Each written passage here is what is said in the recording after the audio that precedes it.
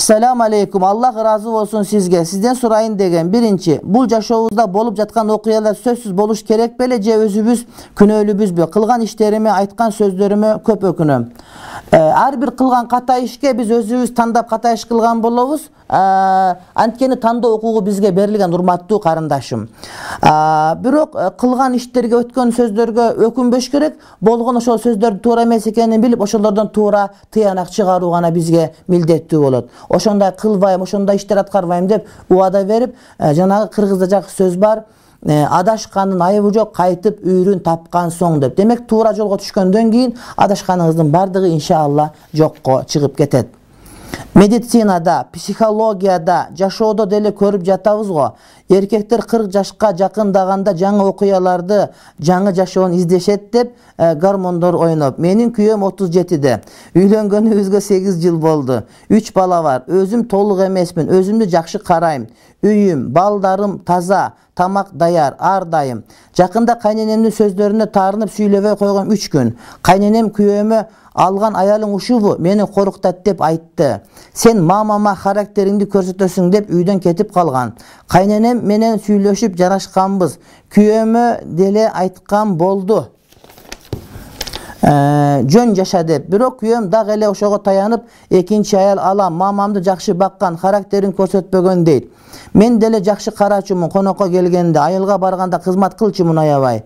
Азыр кайненем келип жашап жатат, кетип турат биз менен, жашап кетип турат биз менен. Келип жашап кетип турат биз менен. Күйөөм болсо мамасы келсе келет, кетсе ал дагы кетет. Балдарды багат, болгон үйдө түнөбөйт. Досунукунду албойдук, жана менин ата-энем менен туугандарым менен катышпай калды. Бул окуяга 3 ай болду. Чоң рахмат дейт. Сиз сурооңуздун башында кылган иштериме, айткан сөздөрүмө көп өкүнөм деп айтып аткан сөзүңүз бар да, урматтуу бир тууганым. Анан кээде биз ошол жанагы кыргыз аялдары ошол күйөөнү сүйгөндүгүн, күйөөгө бир эркелегенди билдире албай эле, ошого катуу айтып, ошону менен өзүнө көңүл бурдургусу келет. Мен ага урушуп койсом, мындай көгөрүп койсом, тылтындап былтындап койсом, кичине сүйлөбөй таарынымыш этип койсом, бул мага көңүл бөлөт дейт. Ал 1 жыл, 2 жыл, 3 жыл көңүл бурат, бирок алдагы адам алдагы тажап кетип калыш ыктымалы бар.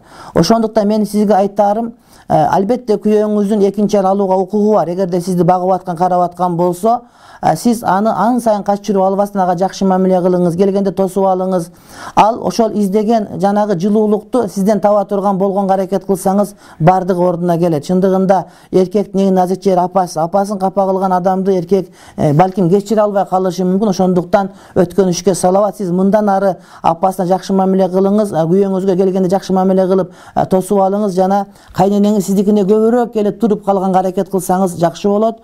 Эгерде ошондой болсоңуз, мындан аркы маселени дагы бүлдүрбөсүн сактап каласыз. Ошондуктан айтарым, дайыма эркектерге ошол алардын апасына аялдар жакшы мамиле кылыш керек.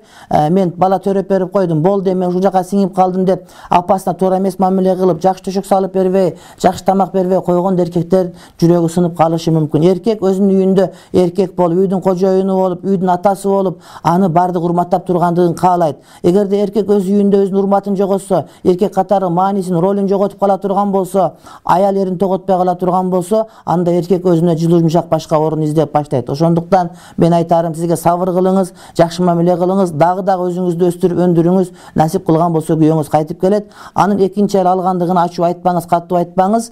Ал өзүнүн укугу. Эгерде сиз жакшы болсоңуз, бардык иншалла өзүнүн ордуна келет. Экинчи аял алып алды деген сөз, урматтуу бир тууганым, бул трагедия болду, бул жашоо бүттү деген сөз эмес. Сиздин күйөөңүз намаз окуган, балким жакшы адам, бирок башкалардын бардыгы ошол көчөсүндөгү, жумушундагы юбкалардын бардыгын көтөрүп бүткөн эркектер. Бирок ал бир аял менен жашай берет. Сиздин күйөөңүз андай арам ишке барам деген жери жок. Болгону үйлөнөм деп гана айтты. Үйлөнгөн болсо асман түшүп кетпейт. Ага сабырдуу мамиле кылыңыз.